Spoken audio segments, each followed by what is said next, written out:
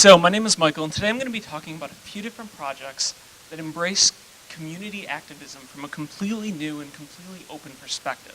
And the reason that I want to talk about these today is because anyone here can go out and do these. There's a man, his name is Daniel Burnham, and in 1909 he wrote the Plan of Chicago. And with that, he was quoted saying, "Make no little plans." Today I'm here to challenge that. Maybe we shouldn't be making one big, large, grand plan for the city, but rather maybe we should be making millions of small plans, because millions of small plans is what leads to change that happens. So, as I said, we're going to be talking about 3 projects. And now these 3 projects are all about embracing community and embracing activism and about making a positive impact within a city. Some of these are done by artists, some of them are done by designers, and most of them are just done by ordinary citizens that go out and want to create a better place. So the first project I want to talk about is Parking Day.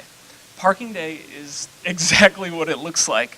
It's an annual day where everyone goes out and you rent a metered parking space, you make a park, and you have a park. I mean, why does it have to be one that's already built up?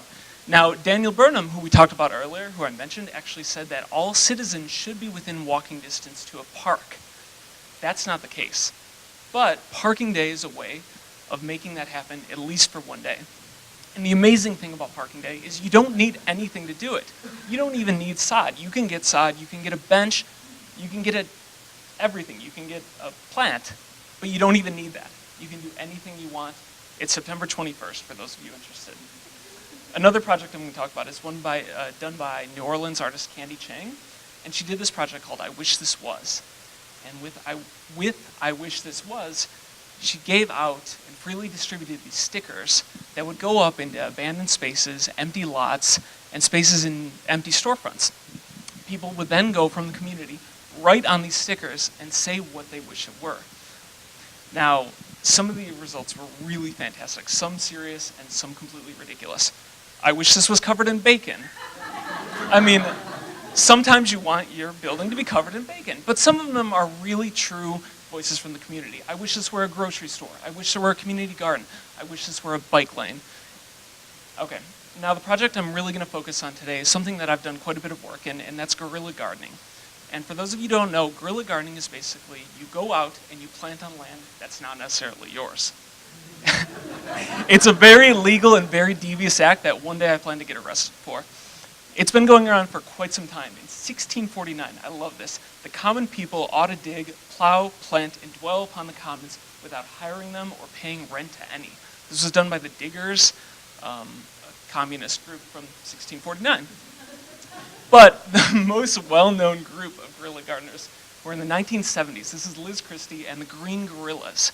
And the Green Guerrillas in the 1970s lived in a completely different Manhattan. One where there were abandoned storefronts, empty lots, and what they did is they went in and they created community gardens and community spaces. Still today, the Green Guerrillas are in existence with over 800 members. Now, not working to create new gardens necessarily in Manhattan, but working to preserve the gardens from demolition or from new developments. But going back to the point that I tried to make earlier about making millions of little plans, you don't necessarily have to make a big plan. This is an example of guerrilla gardening that's small, it's on a corner, and it works out really well for this. Chicago, we think of Chicago as a city with lots of parks, and that is the case, but 33 out of Chicago's 77 communities don't actually have access to proper park space. So, as one small gift from our studio today, what we've done is we've actually prepared a number of seed bombs, which I'm pointing nowhere because they don't exist over there yet.